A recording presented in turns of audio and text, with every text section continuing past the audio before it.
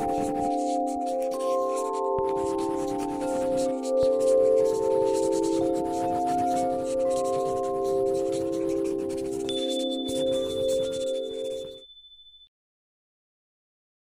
choices I have made have been defined by an alter ego. Shirkoa is an animated short film I've created on and off along with a day job for 4 years. Creating a CG animated short film by yourself is an extremely hard pursuit. I shall discuss the making of the film, but first, let's watch the trailer to understand what it looks like. Angels have no thought of ever returning you.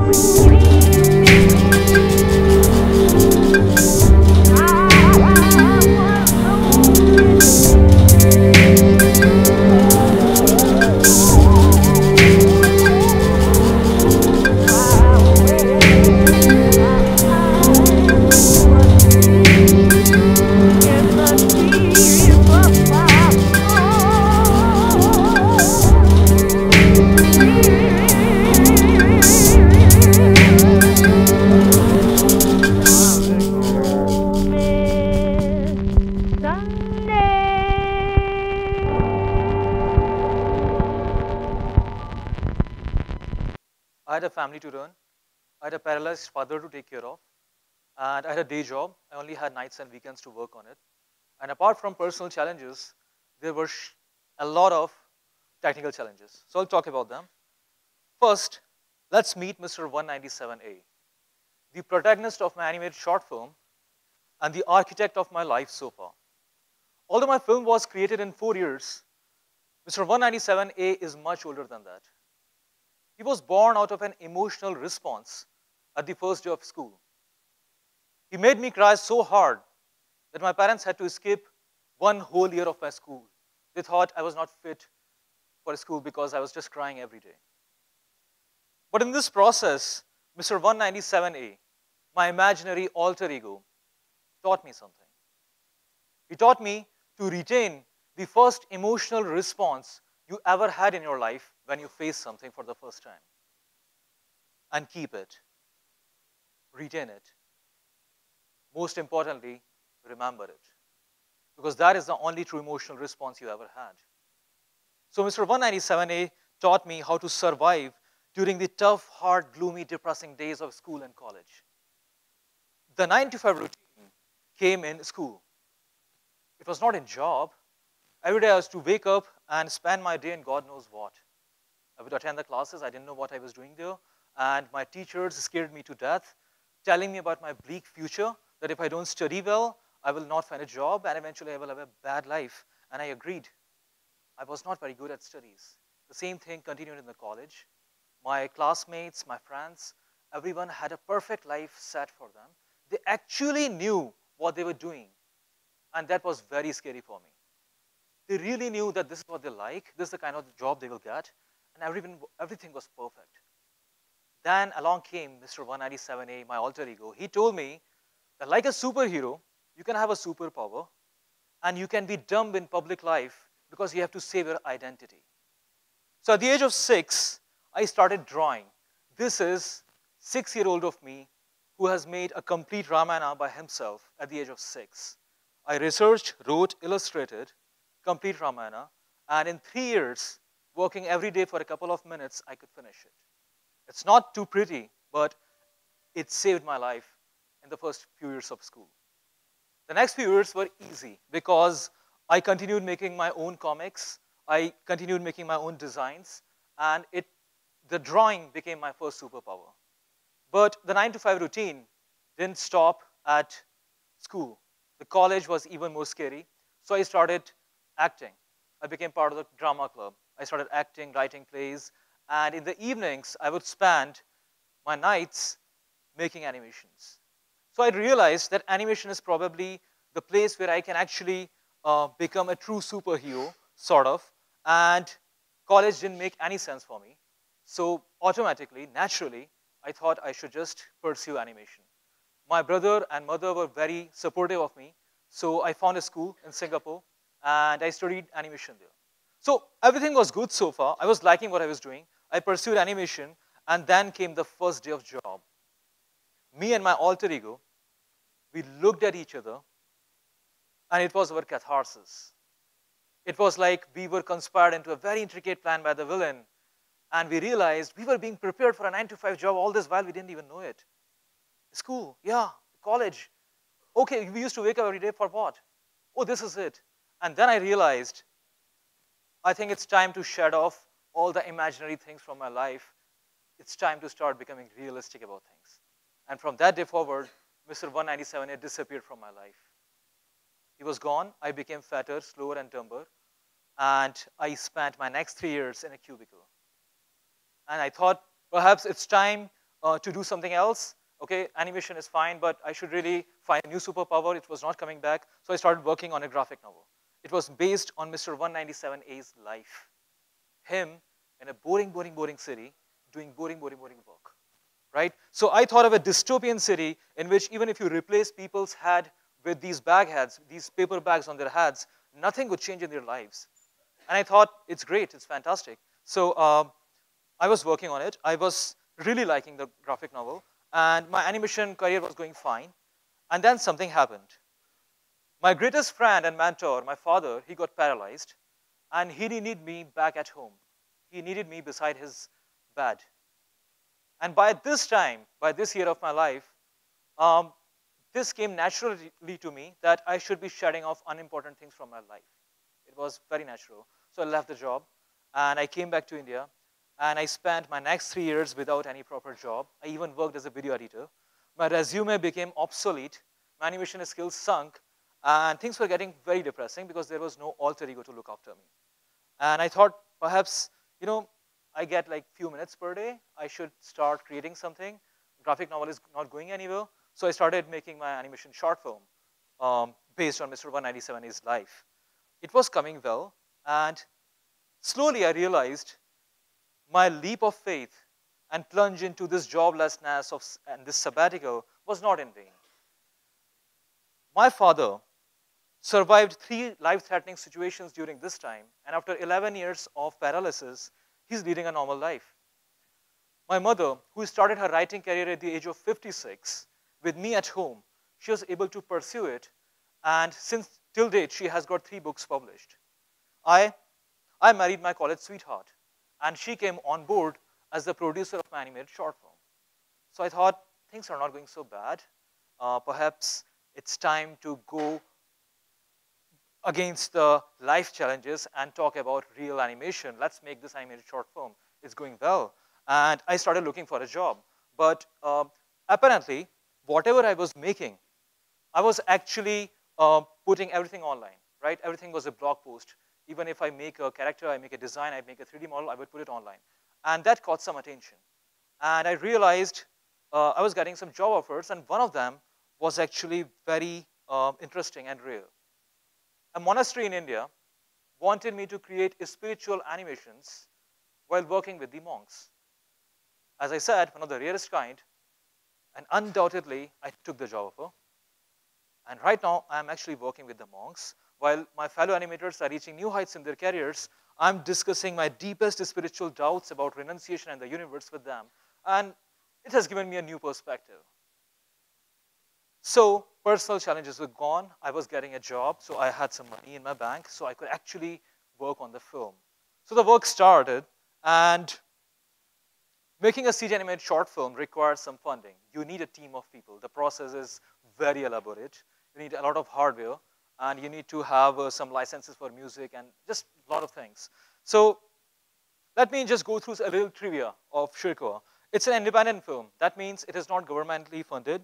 It has no studio behind it, and no army of animators worked on it.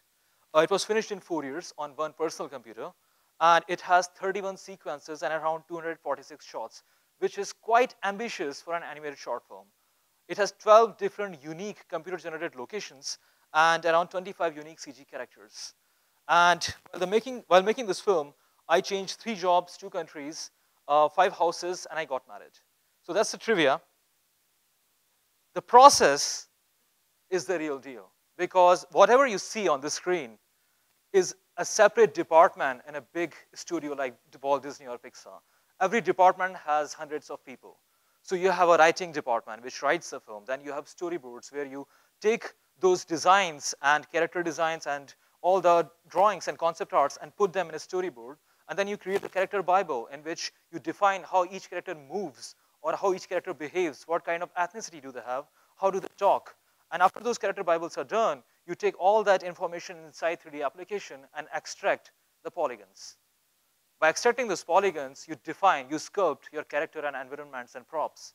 But that is just the beginning. Then you start painting over them through some 2D application software, some Photoshop or something. Then you paint them, and then your model is ready. Now you have to move it. So you have to put bones inside your character inside the 3D application and add controllers over them so that each finger can be moved manually. So whatever you see on the screen is actually moved manually by me. Then you have motion capture, in which I would have a suit, I would perform, and then all the data is translated into the application, and my 3D character would perform as I perform in real life. Then you have an animation done. Then you have effects, like here. Here is considered effects, fire, smoke, dust. Everything is considered as effects. Once that is simulated, you take that information inside the scene, which is called scene assembly. Then you put everything, you put the camera around them, and then you move your camera and shoot your film like a real live action film. That information is then lit and rendered. Rendering means you produce final images. Those final images are then taken into a compositing software where you layer everything, make each shot nicer. Those nicer images go into your editing application where you edit the film, and then you add sound design, which is again a manual process. You record everything you hear in Schirkoa is actually manually recorded. Then you have to have a taste for music, because music is like the most important thing. And then probably your film is ready for festival run. So the point is, you have to be not just jack of all trades, you have to master them. And it requires patience. So there is this very simple work in progress shot from Schirkoa. So the bottom image shows the 3D application where you have all the characters and environments and the camera is laid out. And the middle one is showing the work in progress image where you have your set lit and you have the models ready for final rendering. And then you have the top image in which you have the composited version of the image. Another example. So I feel my initial rebellion in the years of school, my experience with the job, with acting, the comics, my plunge into joblessness, and my graphic novel, and my work at the monastery, all of it led to this film. Technical part is something that anybody can learn, but these life experiences actually led to this film. Mr. 197 is gone now, but he lives in the film. And let me share a video with you where me and 197A journeyed into this beautiful world of Schirkoa.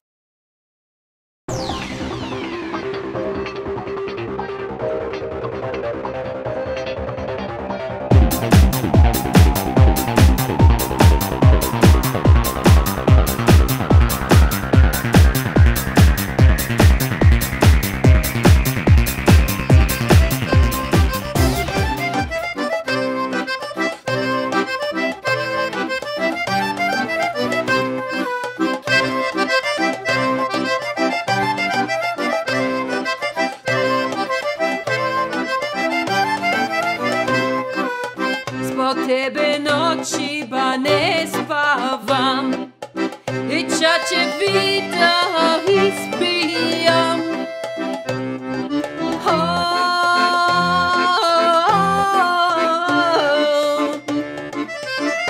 Vato mori dušmanke Lele dušmanke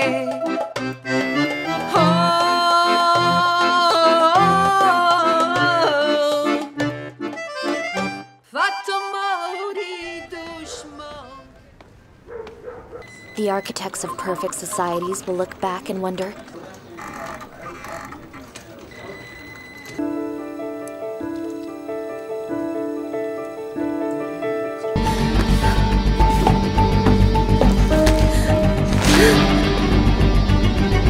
anomaly.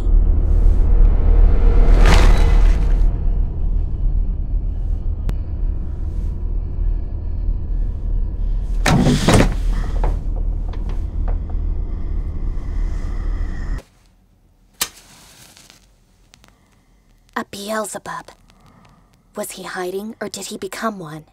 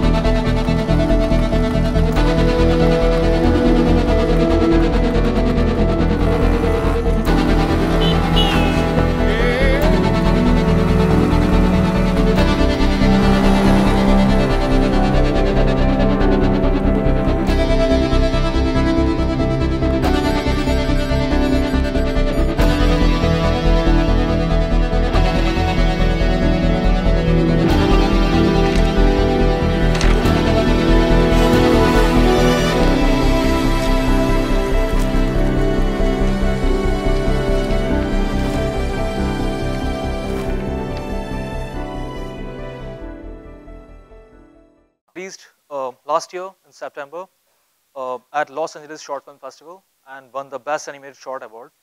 And I realized it's one of the rarest of Indian animated short films to qualify for the Oscars. Last December, it competed with a lot of big studio films, and it did not make it to the nomination round, but I'm happy that it did something for the animation industry, because I was just a guy working on the computer. I would never imagine that it would reach this far. The film then won one of the highest honors in the computer graphics industry, another first for India, the Best of Show at SIGGRAPH Asia. So far, the film has been screened in 40 official international film festivals and has won 17 awards in them. This film is about Mr. 197A, and it's a very personal film. So I feel that he's a little exposed, but I'm happy that he's alive in that film. Again, I would say, if there is one thing he's taught me, it is to stay unhinged. His own terms are violent because he's animated, he can do whatever he wants, but I understand what he means. He wants me to retain that first emotional response you ever had in your life when you face something. Retain it, keep it, remember it, so that it can be channelized into something more creative. Thank you.